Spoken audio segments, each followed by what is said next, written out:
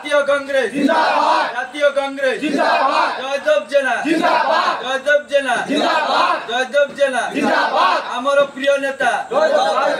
আজি আমার আরম্ভ হলা শালিনিয়া বজারে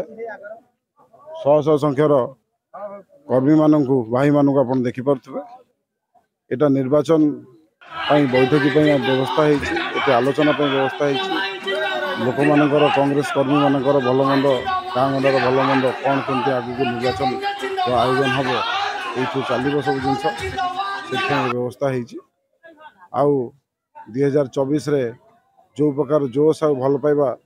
मु देखुची लोक मानक भितरे आम भाई मानक भितरे आम कर्मी मानक भितरे निश्चय 2024 जयदेव जना एठी जितुचंती आ बाजीमात करचंती आ आंदपुर को गोटे सुशासन फेरुची आंदपुर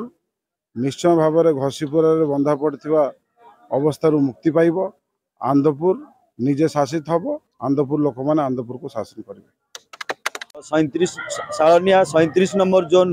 शालिनिया बजार ठारे एक कांग्रेस ऑफिस उद्घाटन है एठारे 37 नंबर 8टी पंचायत प्राय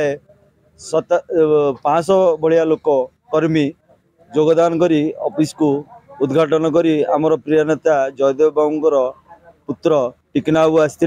एवं बहुत उत्साह सहित ए ऑफिस को आज उद्घाटन कले।